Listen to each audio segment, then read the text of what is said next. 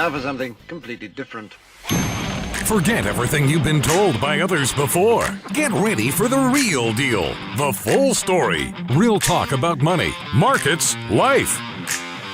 Now, it's The Real Investment Show, presented by RIA Advisors.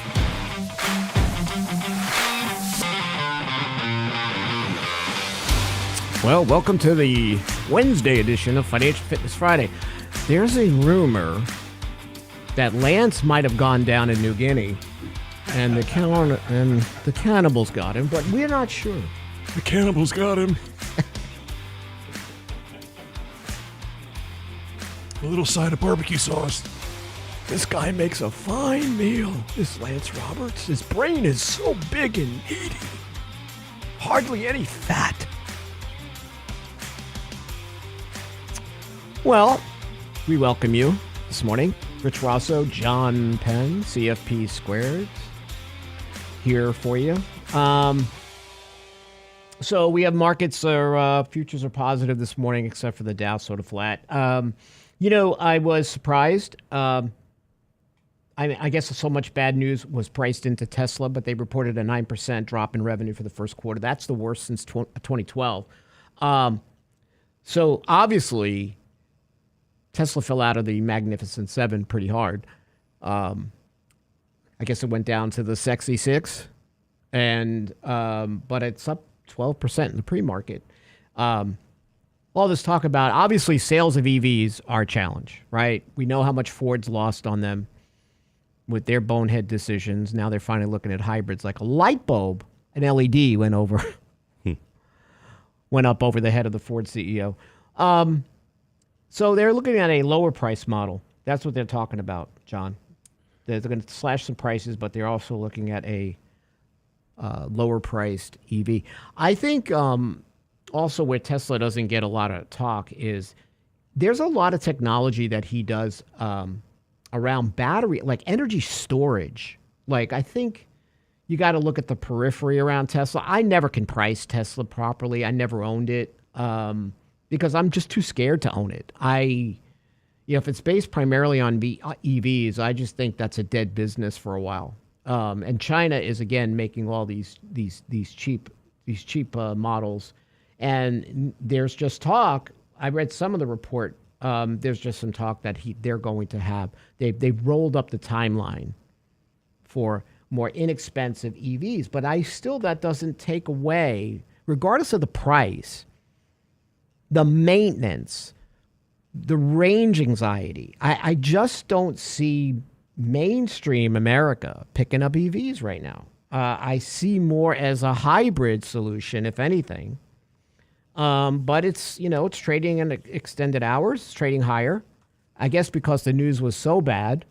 But I think what Tesla sometimes, what we don't look at is some of the other things that Elon Musk is working on. I think he spends too much time with X. I think X is a big loser. I wish he would just bought it to close it. That had been just for the sake of benefiting society. But for the most part, I would have banked on the stock not moving much at all. That's what I was thinking. Not much higher, not much lower. Just sort of sat there. I didn't expect a big move in it at all. Yeah, I think what helped is he's looking at these lower price models, and they can use their existing production lines to produce them. Yeah, and I think he's forecasting that perhaps I'll have some of these newer lower price models out sooner than anticipated. Right? I think that kind of helped. Yes. And what's interesting though, over the last 4 weeks. Do you know what I've seen kind of popping around Houston off I-10 a little bit here and there? Lena Hidalgo? No, what? The Cybertruck. I have two. I've seen a couple of those around. I had one in front of me. Mm-hmm.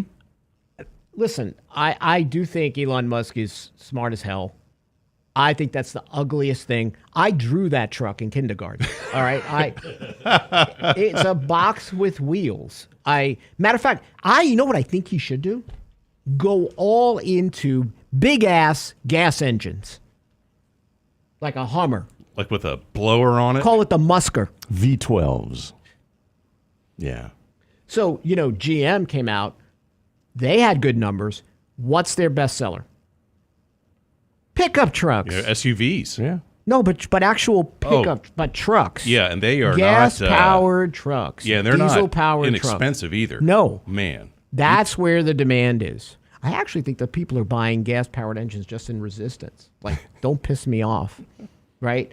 But the Musker, right? Yeah. You put some. What's your? Put a 6-liter V8 in there. There you go. You know. Hey, look. He'd sell a load of those. Look, if you gave me the choice, give me a 1970 Chevelle all day long with a 502 under the hood. So you can hear me coming before I even arrive. It's not good for the planet. It'll be fun. Well, again, this is all this talk that EVs are good for the planet, but are they? Do you understand the infrastructure, the tires, the residue off the tires, right? You think about the breakdown in infrastructure based on the weight and what you need to do to build that EV. It's absolutely ridiculous I agree. that these are good for the planet. I do agree. And I am an advocate for doing what's right for the planet. I just don't think this is it. I mean, electric bikes, great. Hybrids, I think, is the great solution. So the Toyota CEO had a TED Talk about 2 years ago and said, listen, you all are dumb. You guys in the U.S. are nuts, right? You don't have the infrastructure. Hybrid is the way to go. They rode that dude out on a rail. How dare you, right? Meanwhile, now all these car companies are looking at hybrids. It makes sense to move to a hybrid solution first, and Toyota makes the best hybrids. So, it just remains, I just don't see the functionality, the government driving the free market to push us into these things. And guess what? We're fighting back and telling you no. Because when I read GM's report, I was like, yeah, America. Yeah, you see a lot of new Tahoes, Silverados, GMC Sierras, especially around here. But and they are not inexpensive vehicles, right? No, I've got a friend in New York on Long Island, and he says they're all driving pickup trucks. Yeah. I said, really? Yeah. That's like, okay. So I think Tesla's just going to have a challenge. I don't understand it. It's not something that I would look to invest in, but I'm glad that it's up 12% in the pre-market. It changes the tone. Obviously, we're going to have Meta and Google earnings out. Obviously, those should be. We have Meta, AT&T, Boeing, Chipotle, Ford, Humana. I'm really interested in Ford's report. I want to see what they look like. I think Meta is going to do what Meta does. Doug does a great job. So, but that's important. Friday, obviously, some big numbers, right? We've got PCE. I think it's going to be hotter than expected. You'll all have to tell me if I won that bet. What does the Magic 8 Ball say, John? PCE is going to be hotter than expected. What does the Magic 8 Ball say? Hold on. It's like tilting on the edge here. Good Lord. It says hazy for now. It was inconclusive. Just like Powell. No, it's just like me, Janet Yellen, on a Wednesday, hump day with Yellen. Okay, so this says my sources say no. Oh, okay. Magic 8 Ball has been doing a good job. Actually, it would be a better hire than Powell. So we'll see if it's right. You all have to tell me on Friday. We'll be back.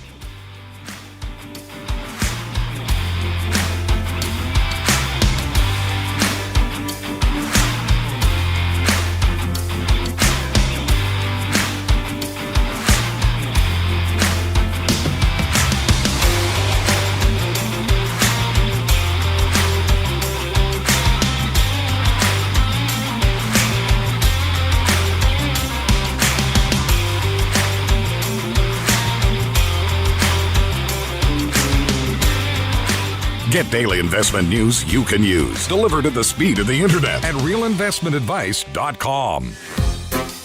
The Real Investment Show YouTube page has all of our videos ready for your easy access. From 3 minutes on markets and money to each day's radio shows like Technically Speaking Tuesday, Financial Fitness Friday, and the latest analysis from Lance Roberts and Michael Leibowitz. Subscribe and bookmark our YouTube channel for The Real Investment Show, or just click on the show links at realinvestmentadvice.com.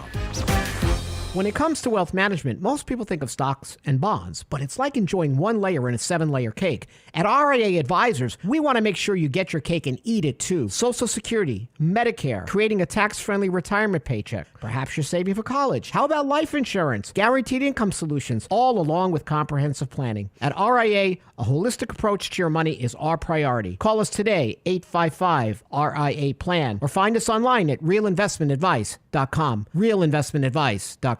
The Real Investment Show. Small businesses are discovering that attracting and retaining top talent come down to more than just salary. In today's highly competitive job market, compensation is more than just wages. Hi, I'm Tom Allen, RIA Advisors Retirement Plan Consultant. Healthcare and retirement plans can make the difference in hiring and retaining the best employees. We can show you how to build an affordable, effective employment package that delivers true value for your workers and your business. Call me toll-free at 855-RIA-PLAN or online at realinvestmentadvice.com. And now, another page from the Real Investment Advisors Investing Manifesto. Bulls win in bull markets. Bears win in bear markets. Eagles soar above and take advantage of opportunity. Let us help you soar as you reach your financial goals with RIA Advisors. Neither bull nor bear. RIA Advisors, 281-501-1791 or online at realinvestmentadvice.com. You're listening to The Real Investment Show.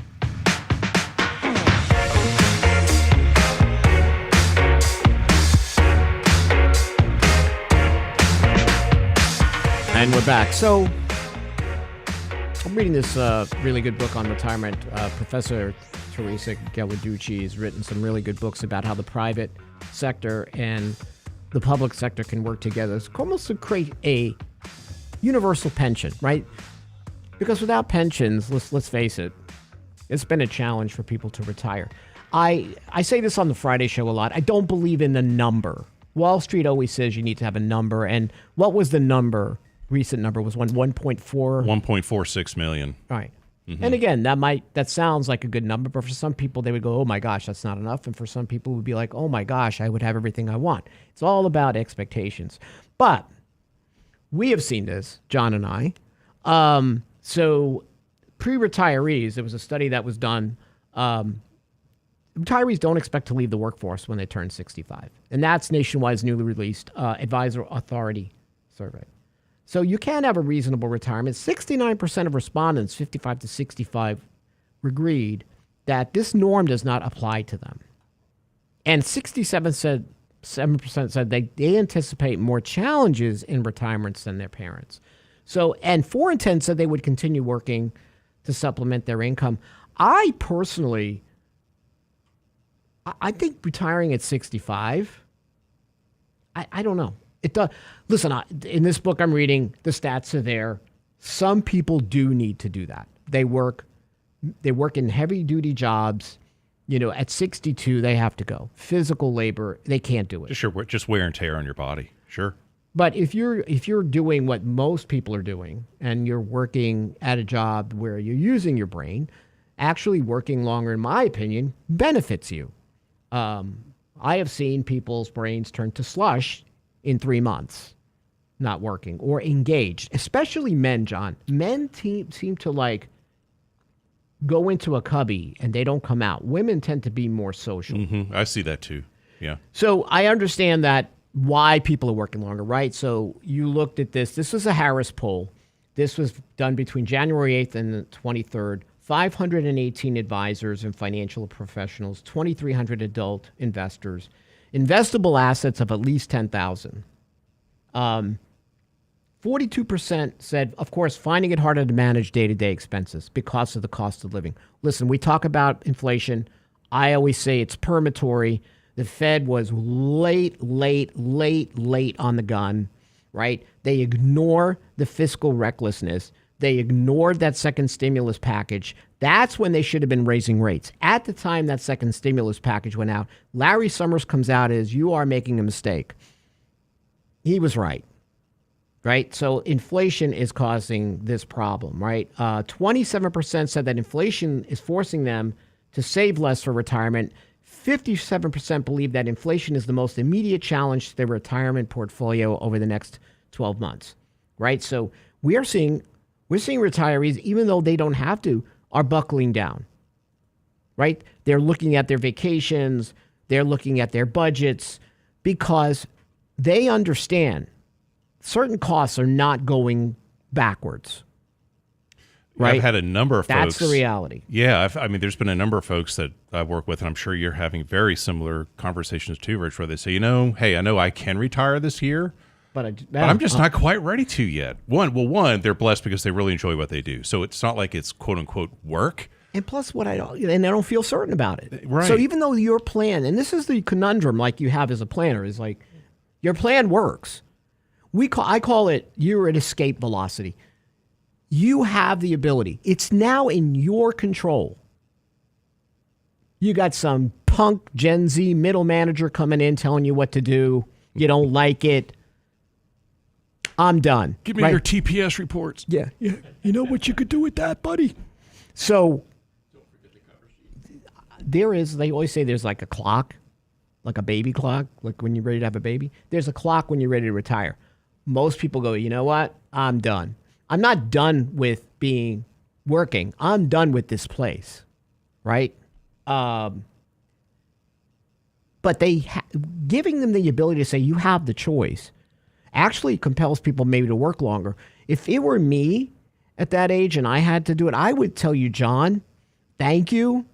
But with what's going on and inflation, and I'm getting a good paycheck, and I'm staying engaged, retiring at 65 would not make sense. The point there about staying engaged, a lot of times when folks are making the decision to maybe work a little bit longer, I mean, yes, there's a perk because they have the income coming in, so they're not having to start withdrawing from the portfolio yet. Or maybe they're not working as many hours as they were before. Maybe they're cutting back on their hours a little bit, but it's really the sense of community and it's that engagement that folks finally admit that they're going to miss, right? Yeah, so here are the main topics, and we hear these topics our pre-retirees are discussing. Accumulating sufficient savings to enter or stay in retirement, 49%. Tax planning strategies. You think because you're retired, the old story is you're going to fall into the lowest tax bracket. No, it's not going to happen, especially with taxation on Social Security at those levels, those modified adjusted gross income levels. Converting accumulated savings into retirement income. Very important is how do I create a tax-efficient paycheck, right? So 28% of advisors reported they counseled pre-retiree clients on when to claim Social Security benefits. Very smart. 23% on taxes and tax planning. 21% on planning for health care costs in retirement. Interesting. So I haven't read the full study yet, but David Blanchett, one of the people I follow, David, great retirement analysis, projections, income analysis. He was at Morningstar at one point. Wirehouse brokers, and nothing against brokers, they're fine, but they're not. They are compelled or have a conflict of interest, it seems, when giving Social Security advice. They want people to take it sooner so that there's money in the market. So they have more money under management than not, right? But most advisors are going to do the right thing, right? But 32% of advisors said they recommended pre-retiree clients delay taking Social Security benefits to ensure maximum payouts, right? That's an increase from 28% 5 months ago. It's probably the last 5 years. There are times when you look at a headwind or tailwinds to market returns based on cycles. And if you think about a race between guaranteed income and variable assets like stocks and bonds, it's who's going to win. In the 90s, stocks and bonds were kicking the butt out of guaranteed income. So there were times I would tell people, listen, take Social Security early or at full retirement age and invest it. 2003, I totally swapped it. Right? 2012, I went the other way. Now I'm back the other way where guaranteed income is probably going to win the race because if variable assets don't give you the return you want, you have to cut your withdrawal rate.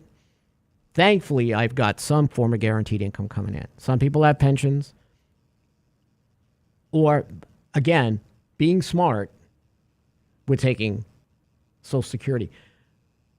Strategies to protect pre-retiree clients against market risk. 61% are adopting strategies or annuities to do so, compared with 55% just 5 months ago. Now, I will tell you, I know how we look at annuities here, right? Some people say, oh, annuities, those are the worst thing in the world. Ugh. If you don't like the annuity, then why don't you just donate all your Social Security, because that's an annuity. Some people, I would dare to say, most people with minimal savings and long life expectancies will need to look at a check for life. Yeah, a fixed income stream versus that they can't outlive. Stocks and bonds.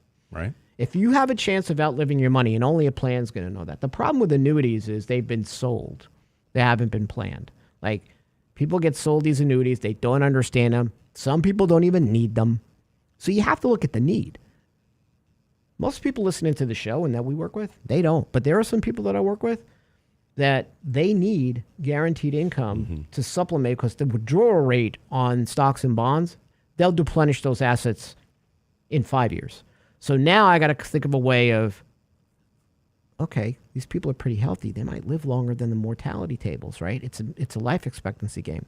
If they put the money with a guaranteed income, I know that check can't stop for both of them. It's not for everybody. Right. But and I think annuity salesmen think, why don't you own an annuity? Well, not everybody needs one. Yeah, there's a difference between just randomly just recommending an annuity for everybody versus really looking at somebody's holistic situation to see, one, if there is a need, and if so, how does it best fit in maybe as a piece, right, to help supplement everything else that's in that client's or that family's financial picture, right? Just not a blatant recommendation. Exactly. Yeah. A majority of investors said, and annuities are non-correlated assets against risk. They are, right? There's enough studies out there academically, right? These are not journals that I read that are trying to sell a product, right? It is that insurance is there to mitigate risk, right? Longevity risk. You take Social Security properly for longevity risk. You know what I also find fascinating? Everybody knows when they're going to die. Oh, no, my mom and dad lived, mine didn't live till, I'll be dead by, they know the day. They know the date. And I'm like, that's amazing. Maybe they have a magic 8 ball too. Maybe they do, like a magic life ball. That's it. How the heck do you know? And what if you don't? Then I get the old Texas when I first got here. I would get the blanket statement. Well, then I'm just going to go into the woods. All right. Okay. What are you doing in there? You know. Are you going to come out? No. Is there a bear in there? Is this like the Revenant? I'm just, if I get that long-term care thing, I'm walking in the woods. I go walking in the woods every time. I come out. There's not a lot of woods, like just right around here. You got to go find them around Houston. Like John Merlino says, my Italian grandmother died every day for 11 years. Oh, Madonna, I'm gonna die today with what you're doing. Yes. But she didn't. Nana Rosso lived till like 101. We'll be right back.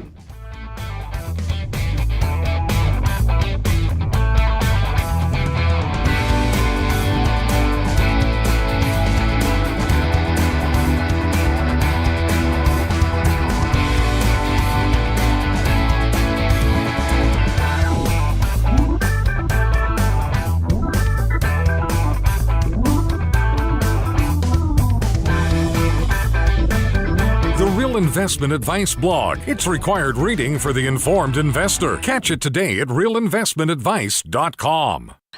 Oh, Red, I declare, I plumb missed that Candid Coffee. Whatever am I gonna do? Don't you worry, little darling. We'll watch it again on our YouTube channel. Why, Red, I never. The Real Investment Show YouTube channel has all of our past presentations, from Candid Coffee and Lunch and Learn to special topic discussions, and all of our live show recordings preserved for you. Subscribe now to the Real Investment Show YouTube channel, or look for the link on our website at realinvestmentadvice.com. Hi, Lance Roberts here. If you're like most people, your 401k plan represents the bulk of your retirement assets, and unfortunately for many, managing your 401k plan can be difficult. There's so so many choices, so many things to consider. With just a quick email, a couple of questions, you can put RIA advisors to work for you managing your 401k plan. Just simply click Ask a Question at realinvestmentadvice.com or give us a call at 855-RIA-PLAN. That's realinvestmentadvice.com. The Real Investment Show.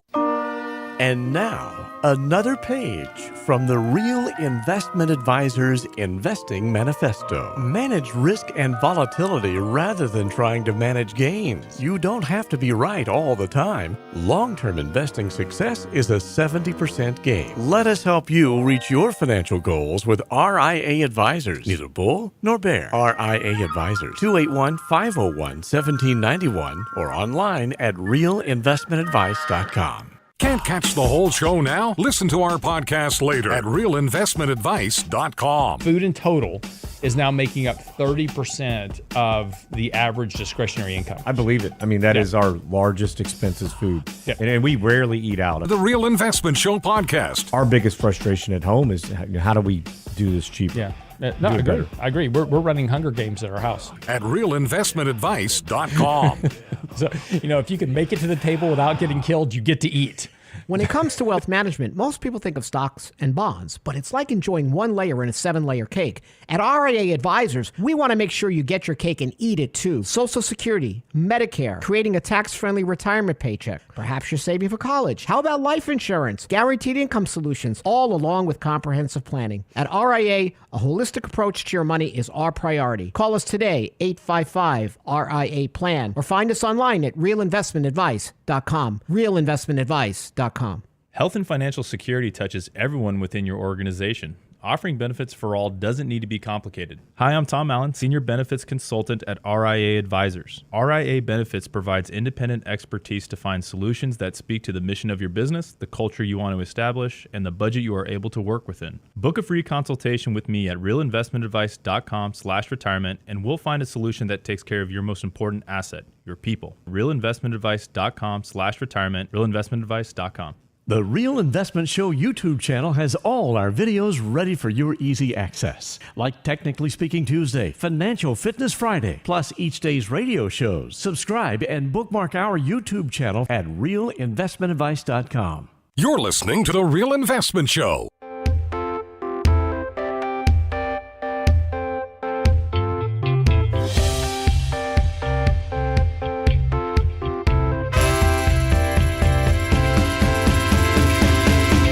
So there was a YouGov study,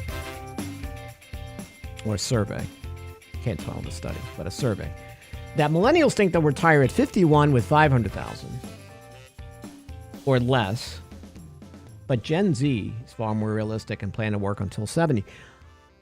I know Gen Z, those are in their 20-somethings, they get a bad rap. I will tell you, I work with a lot of them, and they're not that bad. Actually, they tend to live smaller, save more. They are they're sort of eclectic. They don't want to go into an office. There are certain things that carry over to every Gen Z, but I will tell you, they have very low expectations. And they feel like they're going to have to work for everything they've got. The ones I work with, there's some Looney Tunes. There are in every generation. And millennials, I don't get them. They're out to lunch. All right, I don't know what happened to you parents who had those millennials, but y'all messed up. All right, talk to Dr. Laura. Call right away. She'll give you the tough love on it because you all effed up that one. Now, I will say, people that are in the YouTube chat, I can't wait. 500,000. We have clients. I have clients. You might be too, John, that have even less than that and are retired, and they're pretty darn happy. Mm-hmm, they are. They cobble it together. They make it realistic. They're not traveling to Italy every month for Italian bread, right? They are doing what they want to do. They have no debt, right? They take your Social Security properly. They work part-time, and they live small, and they're just fine. They're just fine. So I'm not saying it's for everybody. But I think millennials, probably the way they want to live and think that 500,000 is enough is probably a stretch, because some of you millennials, You got a couple of cells missing in the brain. And you made a key point there too. No debt, right? No debt. Complete flexibility from that standpoint, from a financial standpoint, right? Yes. And their expenses are very reasonable, and they live a very simple lifestyle. I mean, they still like to travel, they have their hobbies and they spend time with family and friends, but they're very content and their plans work. They do. Mm-hmm. They do. And this is what I don't like about this. Financial experts suggest that depending on various economic factors, including inflation, millennials may need between $3 million and $4 million to ensure a comfortable retirement in their parents' basement. I don't know. Again, I'm not a big fan. I'm a big fan of doing a plan to work into a number versus a number and working backwards. Because if I have a number, I'm probably going to be disappointed. And how the heck do I know what that number? Like, I'll meet with some people and they'll go, millennials, I need $1 million because once I have $1 million, I'm done. Well, what does that mean? Like, how did you get to that number? Oh, that's a good number. Yeah, okay. It is a good number. I'm not saying that you didn't work hard to save it, but that may be too much or it may be not enough. How the heck do you know? Right? You got to tailor a strategy to your goals, but it starts with habits, right? It starts with good habits. I wrote an article once for our blog, the elements or the DNA of super savers. It's like the millionaire next door. What do they do? Mm-hmm. Right? They don't impress the Joneses. They save at least 20% of their income, right? They're doing things that are consistent. They have rules, and we created financial guardrails based on what these people have said that we follow. And I'm not saying they're easy, but if you want to build long-term wealth, you can get there. And I think Gen Z, with their savings habits, like my kids, Gen Z and her friends, they don't buy anything in retail stores. They go to thrift stores for everything. Everything. Like I saw my daughter once and I said, honey, are you homeless? Are you, what, you wearing, she's wearing a jacket. She knits, right? She's making her own clothes. I'm like, this is not like, Taylor Sheridan didn't write your life. It's not 1883. You don't need to make your own clothes, honey. Yeah, but I saved this amount of money and it's therapy, All right. So you have a lot of Gen Zs that are thrift stores are big. They just are. People, do your daughter? Our kids are both in that. They're not making their own clothes. Gen Z, right? They're not making their own clothes. They have a loom. They don't have a loom. But no, we don't. I don't think we have a loom or what is that? The spindle with the wheel, like in Cinderella, or what's that? Sleeping Beauty. Sleeping Beauty. Sorry, I'm old. One has shoes, one doesn't. But it's interesting. They're both pretty well in tune to just cost. They're both very eager to learn, right? About finance. And that's good. Financial literacy. It is. Yeah. And it's interesting. Our oldest daughter, who graduated from college last year, started her first official career. It's been about 9 months into it now. She sent me a picture the other day. She went out to lunch and she went to the local grocery store to the deli there to get a meal because you can get a protein and 2 sides, and it's usually $12. Oh, okay. So she sent me a picture, and now it's $14.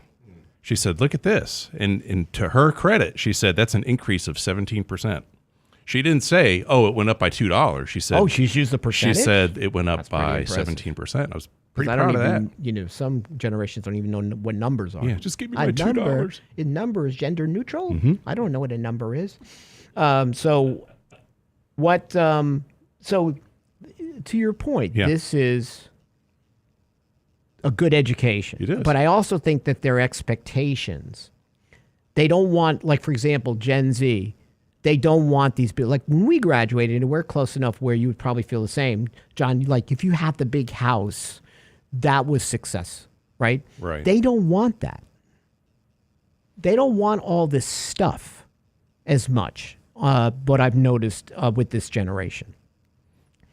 And I don't know if it's because their parents just didn't have it, right? And they've gone through all these crises. And now I don't know how the COVID kids are going to be. We'll see what that generation looks like. Oh my gosh, I hope I'm not here for that. Well, it's interesting too I'm because hoping to be celebrating Earth Day in the grove. by that.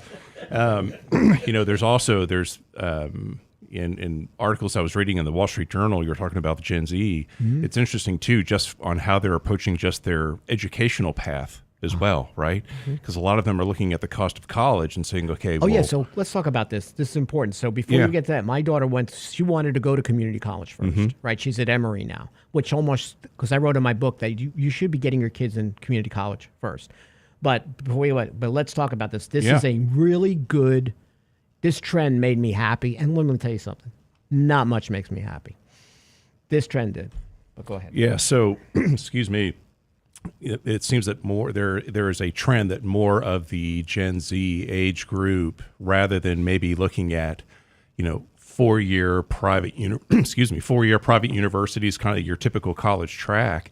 And they're looking like the return on it? And they're looking at the return. So they're looking at the cost. I mean, you just think about it. Yep. The average in-state, attending for the cost of attending a public four-year institution is roughly about $26,000 a year. Right? Mm-hmm. For a private nonprofit university, it's probably closer to $56,000 a year. So considering student loan interest and, the ultimate cost of a bachelor's degree can be, about $500,000, right? Depending on where you go to school.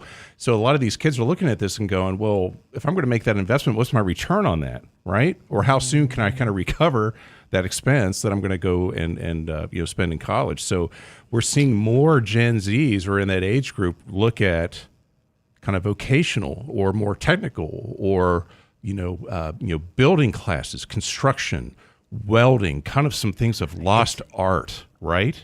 And these people can make some good money. Listen, we need plumbers. We need welders. I wrote this in my book 12 years ago. But this youngest cohort now, they're saying, listen, I don't need this college thing. Mike Rowe, he's the guy, he talks about vocations. Oh, yeah. He's seeing such an influx in vocational training and also in community college enrollment in vocational training, right? So that rose almost, close to 20%, something like that, I think. Construction trades, 23%. It's a smart route. I mean, our parents and grandparents are responsible for pushing us to college. When I was a kid, the first thing, I wasn't even 5, and my grandmother was, you got to go to college. That's what you have to do. There was no yes or no. Like my grandparents pretty much raising my grandmothers. They were like, there's no choice. Education is your choice. That's it. And if you were blue collar, that was labor kind of thing. That was terrible. But skilled trades today, I think it's great that these kids are finding this is a steady job track. They're making great money, 6 figures. Oh yeah, right.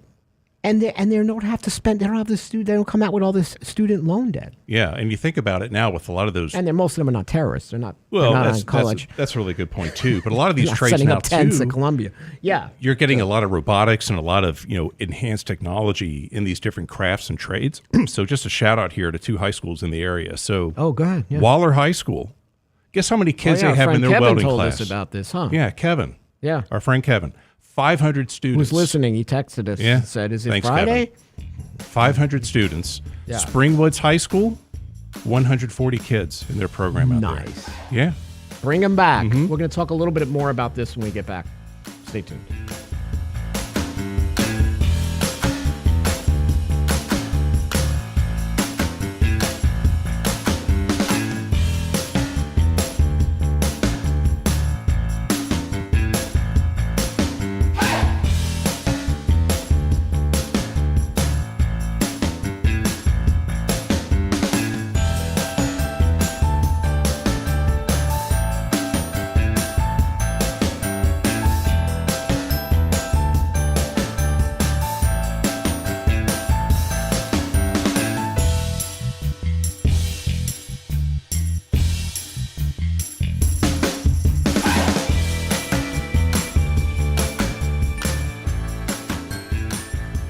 Get daily investment news you can use, delivered at the speed of the internet at realinvestmentadvice.com. In 1999, a parafiduciary group of financial advisors were busted by corporate giants for trying to operate in their clients' best interest. businessmen promptly escaped from a high-cost margin environment to the Houston Energy Corridor. Today, still excoriated by their former employers, they survive as protectors of others' fortunes. If you have a problem about preserving capital, if no one else can help, and you can find them right here, maybe you should hire the RIA team. Small businesses are now being challenged by the lack of employees and how to attract and recruit the best employees. To get the better employee, you'll have to offer a better package. Hi, I'm Tom Allen, RIA Advisors Retirement Plan Consultant. Don't assume a 401k plan is too costly or complicated for your small business to offer. Let us show you how to make the most of an affordable and effective plan that will deliver true value for your business and your employees. Call me toll-free at 855-RIA-PLAN or online at realinvestmentadvice.com. That's realinvestmentadvice.com. The Real Investment Show. When it comes to wealth management, most people think of stocks and bonds, but it's like enjoying one layer in a 7-layer cake. At RIA Advisors, we want to make sure you get your cake and eat it too. Social Security, Medicare, creating a tax-friendly retirement paycheck. Perhaps you're saving for college. How about life insurance, guaranteed income solutions, all along with comprehensive planning? At RIA, a holistic approach to your money is our priority. Call us today, 855-RIA-PLAN, or find us online at realinvestmentadvice.com. realinvestmentadvice.com. And now, another page from the Real Investment Advisors Investing Manifesto. A passive investment portfolio requires active risk management. It's not a choice, it's necessity. Diversification doesn't protect against risk of loss. Let us actively help you reach your financial goals with RIA Advisors. Neither bull nor bear. RIA Advisors, 281-501-1791 or online at realinvestmentadvice.com. You're listening to The Real Investment Show.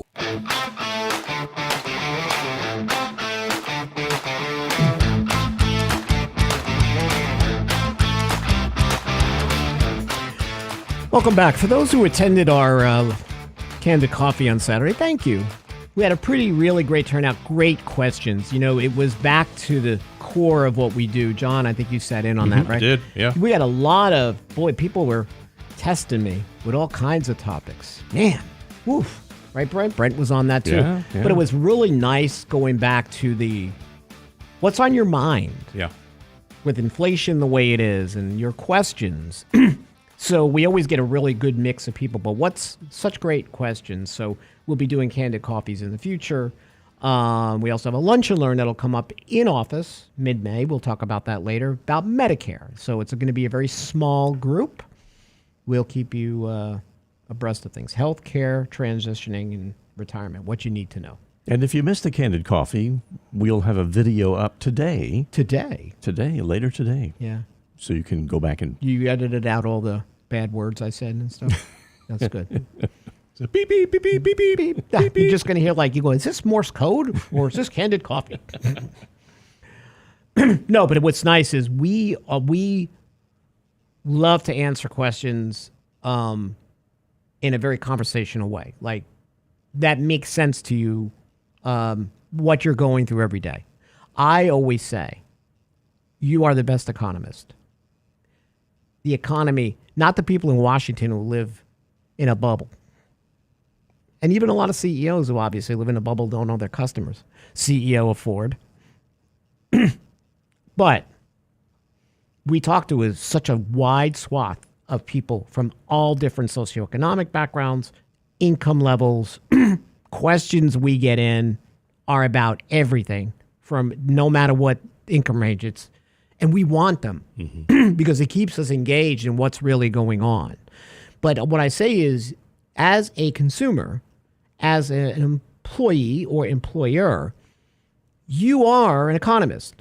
You are in the social science soup. Your input is indispensable.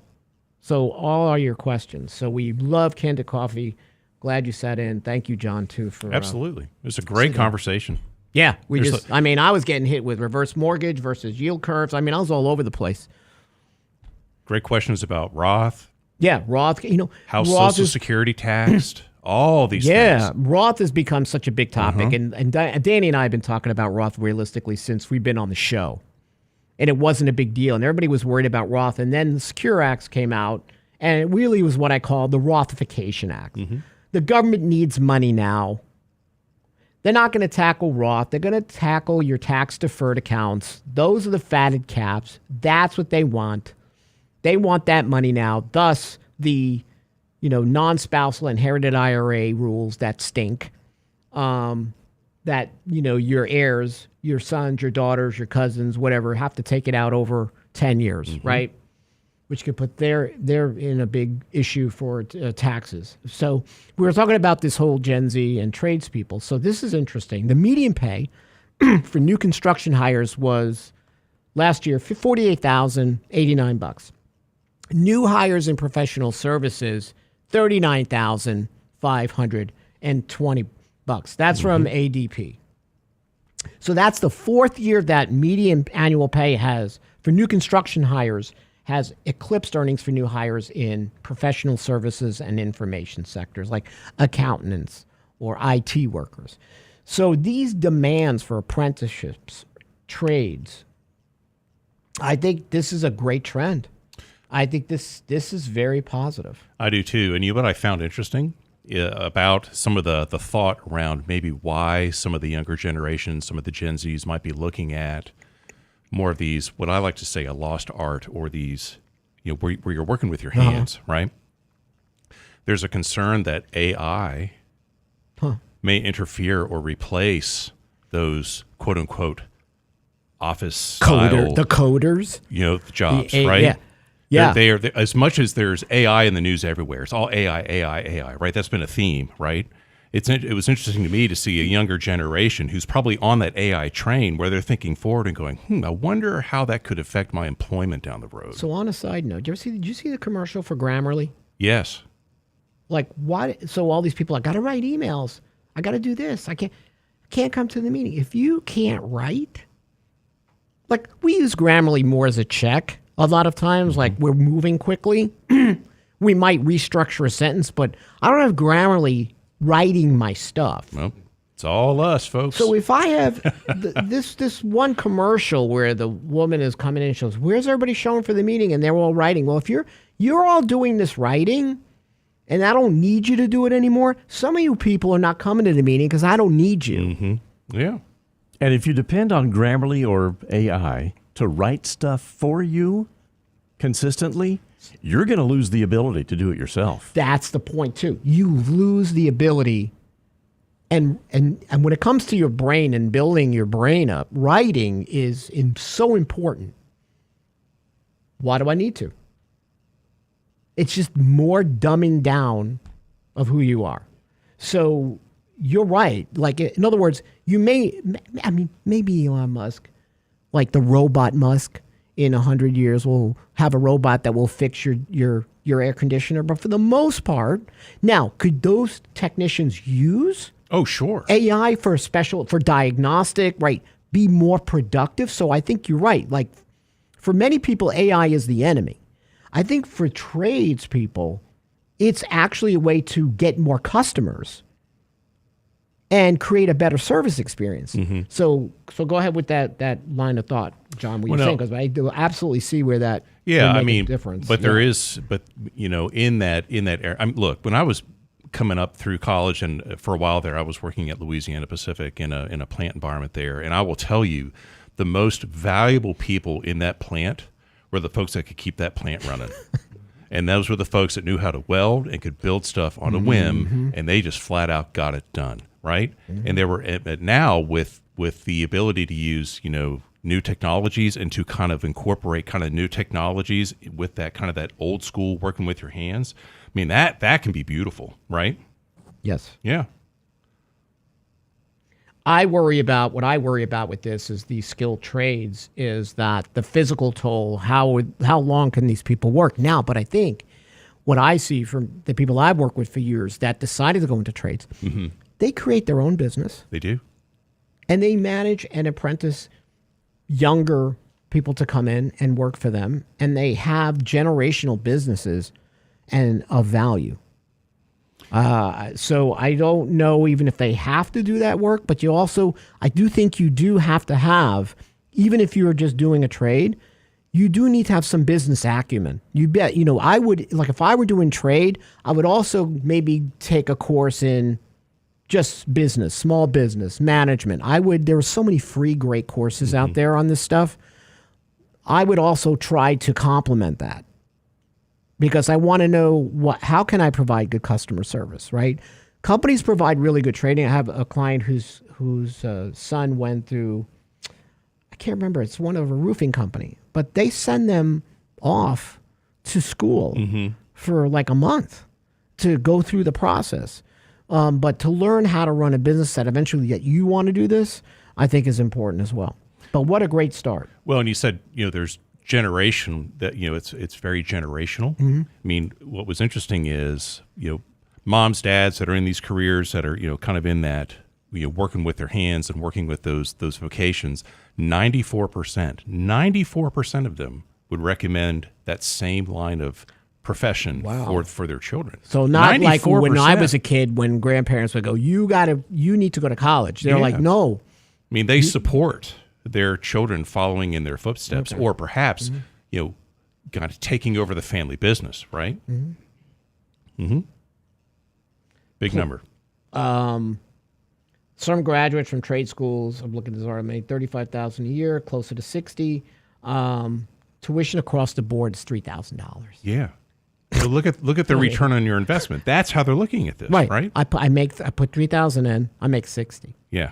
Now, I think that I put $90,000 a year in Columbia for 4 years, and then I hope the president does something where I don't have to pay. We don't have to pay my loans, right? But you look, so $3,000. I think that's for some of the kind of the basics, kind of getting your feet wet with that particular skill. I mean, you can really get into some more technical programs that you're going to spend some more money. But look at the difference in cost and the return on that investment in a pretty short period of time. And so I think it's very interesting that this younger generation, I mean, one, they want to be out there and active and working with their hands, but at the second part too, they're really looking at it from an investment standpoint too. I think it's great. I think so, and I think after COVID, you saw who was really important. If things broke down, absolutely, you needed that, right? So this is a career path that you would think doesn't have job security. To me, it's job security. When you need someone to fix your AC, your plumbing. Who's this Elmer guy? They ran all these billboards in town here. We're from Houston, and I drive around town, and it's like, Elmer's coming. I'm like, oh, cool. What's Elmer do? Glue? No, but it's like, it's like this big suspense. Elmer is coming. Elmer. And I'm like, is this like a horror movie coming? Is Elmer like a new zombie or something? What is Elmer? It's a great teaser campaign. It's and now he's advertising that he's an AC guy. I mean, it was sort of a letdown, but we need AC people. So, I mean, there's a real shortage, there right? Is, I mean, there's clients that I'm working with that are having home remodels, renovations done, plumbing work done. They're sharing the bills with me on what it's cost. And people want to keep their systems running, right? They can't afford new systems. I should have been a plumber. I know, right? Man. Most welders make some good money. Just kidding. I'm very happy with what I do. But they feel like I do too, but they feel like, we weld portfolios. Yeah. What can I say? Nice. We weld plans. I know, this is terrible. Lance is back tomorrow. You all come back. The cannibals said, too grisly. We don't like this guy. He keeps saying, get off my lawn. Stop chomping on my leg. He's back tomorrow. We appreciate y'all. Have a good day.